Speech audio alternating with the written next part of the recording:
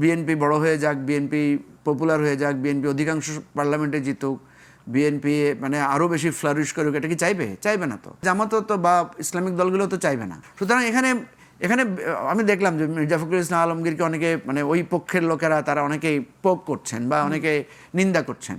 আমি এখানে কিন্তু নিন্দার কিছু দেখি না। মির্জা ফখরুল ইসলাম আলমগীর তার মতাদর্শিক জায়গা থেকে উনি বলেছেন এই উত্থানটাকে আমি উদ্বিগ্ন।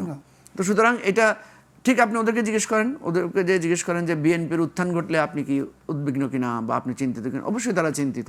যদি চিন্তিত না হয় তাহলে বুঝবো যে উনি মতাদর্শিক রাজনীতি বা ওনার রাজনীতির প্রতি ওনার কোনো আকর্ষণ নেই বা কোনো আবেগ নাই। ধরেন যদি কোনো ইসলামিক দলের উত্থান ঘটে, ইসলামিক দল তো ওই লিবারেল ডেমোক্রেটিক পার্টি না, তো মতাদর্শিক বিরোধের কারণে কেউ তো চাইবে না। আমি চাইবো আপনার সাথে যদি আমার মতাদর্শিক বিরোধ থাকে, আপনার উত্থান ঘটলে বা আপনার জনপ্রিয়তা বাড়লে, আপনার যদি মানে আমার চাইতে আপনি এগিয়ে যান, আমি তো আপনাকে চাইবো না। আচ্ছা, আপনি গ্লোবাল টেলিভিশনে কাজ করেন, অন্য একটা টেলিভিশনের শো যদি পপুলার হয়, আপনি উদ্বিগ্ন হবেন না আপনার চাইতে ভালো হইলে?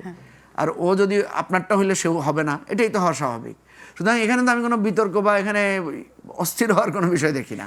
উদ্বিগ্ন আমরা তখন হই যখন একজন আমাকে ছাড়িয়ে যাওয়ার আশঙ্কা থাকে। যার আমার ছাড়িয়ে যাওয়ার আশঙ্কা নাই তার ব্যাপারে তো আমি উদ্বিগ্ন হই না।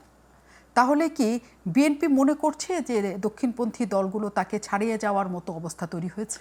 না, এটা তো হতেই পারে, এটা তো হতেই পারে। কারণ আপনি তো দেখেছেন যখন বিভিন্ন দল বলছে, মানে ইসলামিক দলগুলো কিন্তু একটা অ্যালায়েন্স করার চেষ্টা করছে এবং অ্যালায়েন্সের মধ্যে দিয়ে তারা কিন্তু বিভিন্ন জায়গায় মানে আপনার একটা ঘটনা বলি আপনাকে। কিছুদিন আগে আমরা যখন ইয়েতে ছিলাম, ঐকমত্য কমিশনে ছিলাম, তখন আমাদের পার্টির সেক্রেটারি ব্যারিস্টার ফুয়াদ সে একটা বক্তব্য বলেছে বিএনপি বড় দল। হ্যাঁ, এ কথা বলার পরে জামাতের পক্ষ থেকে, জামাতের ওখানে নায়েব আমির ছিলেন আবদুল্লাহ তাহের সাহেব, উনি এটাকে আপত্তি করেছেন যে কে বড় দল এখন কিন্তু ডিসাইড হয় নাই, ভোট হলে সেটা বোঝা যাবে।